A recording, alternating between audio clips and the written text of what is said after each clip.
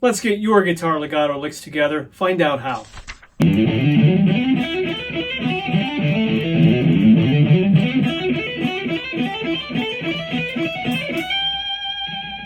Here's unmuted. I want kind of an open, raw sound.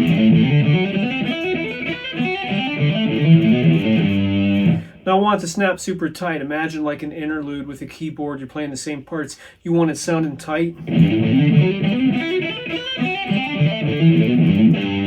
So we're going to break all that down. First off, the layout on the fingerboard, 2 notes to a string. What we're going to do is utilize open strings to get our left hand or our fretting hand in position, primed and ready for the next movement. Stay to the claw position shape here for this technique. So fingertips are clawed and knuckle tips are arched. We're going to pick the first note on the thickest string and then claw our way to the 3rd and then the 5th frets here using index and ring. We're going to apply the same to the A string or the 5th string. We're just thinking of triplets now, taking it slow. And then the middle 2 strings, 4 and 5, the same physical layout, very convenient, using index and middle. I'm going to go up to 5 and 7 on the 2 thinnest, index and ring again. Now what I want you to do is pick the first note, don't pick the next few. You're going to slur them, and you're going to pick a little harder than you would normally. You want to give it enough momentum to ring out, and you're trying to make your hammer-ons even to the picking volume. For instance, and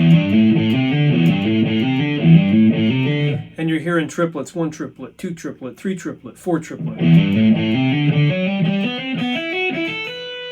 Notice in my picking hand here, great technique for you. It's very easy. I am just picking down toward the floor every time I cross strings, doing a downstroke. Get that into your playing. You'll be able to automate that easily, and it'll be much easier to really eyeball your neck and your physical playing in your fretting hand. All together, we've got.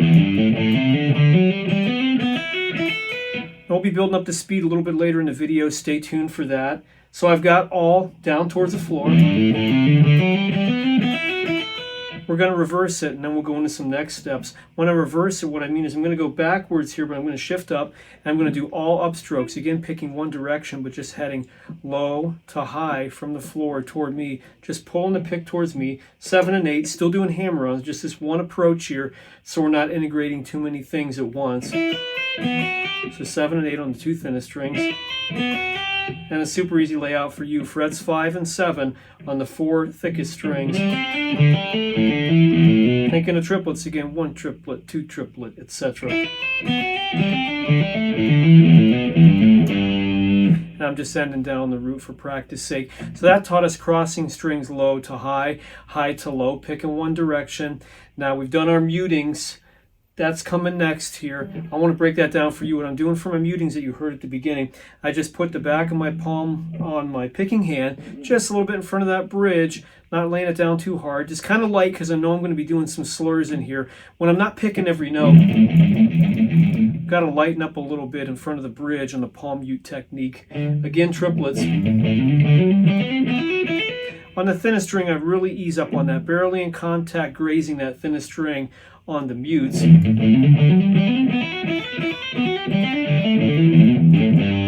Tell me which one suits your playing a little bit more in the comments and what particular band or player this may make you think of. Let's run through that one more time. A great efficient way to practice it. First, do it complete, unmuted, then do it complete, muted, back and forth, and it keeps you on your toes and makes you a lot better.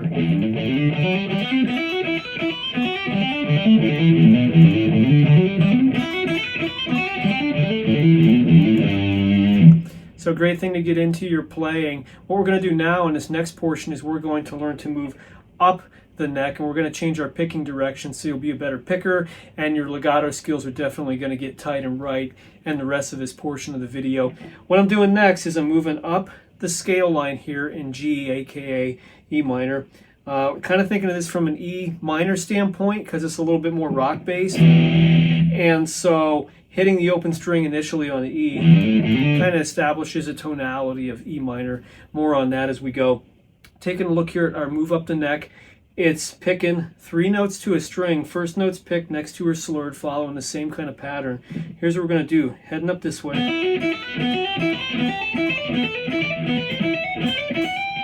I want you to notice my pick now. I'm changing things around here to be maximum efficient in my picking. I'm going down, up, down, up, down, up. and that's just called outside pick, and I'm picking to the outside of both strings. Here's the layout, cross your fingerboard of that. So let's run through that. I'm thinking of groups of 3 again, 1 triplet, 2 triplet.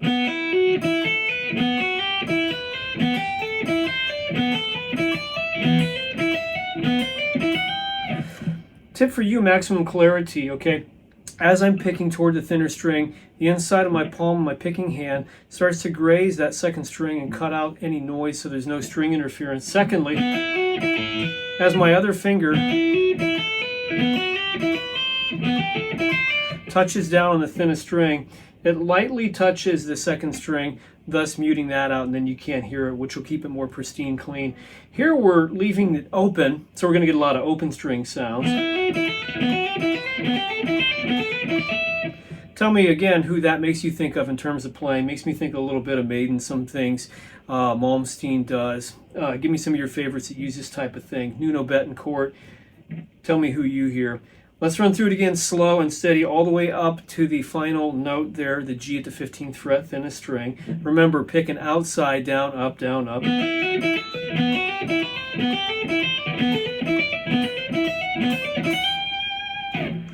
Now we're going to mute. We have to mute very lightly because these strings are very thin no matter what gauge and what tuning you use. And we're still going to use our same technique. We're just going to go light. And if you want any notes like the end note I had, a little vibrato at the end there just for a little touch of character. Make sure you're not muting whenever you want to bend, vibrato, or any of those things. So hammer-ons with mutes all the way up to the very last motion, the last 3, and then I'm just letting the string go open so everything rings.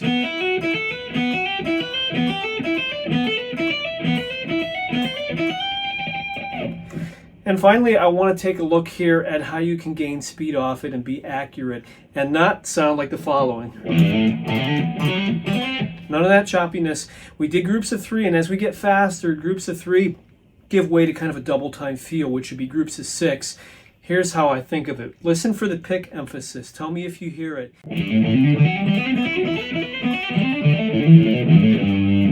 So my pick emphasis is going every first note per groups of 6. So you're going to pick the first one a little bit harder. Your mind is only focused on that first initial one. Let's do a little drill. And here's how you get going on that to get used to it. Get used to feeling that and apply that to the rest of them. So every first note that you pick per 2 strings, that one's going to get a little bit more emphasis. You're accenting it. Do it unmuted. Reverse it.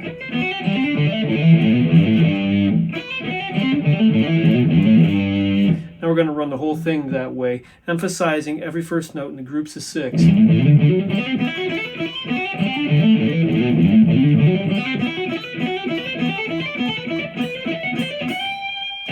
And that'll really get your guitar playing underway. Make sure and check out more from GuitarWoodshed.com and stay tuned for loads more like this to really make your guitar playing explode, my friend.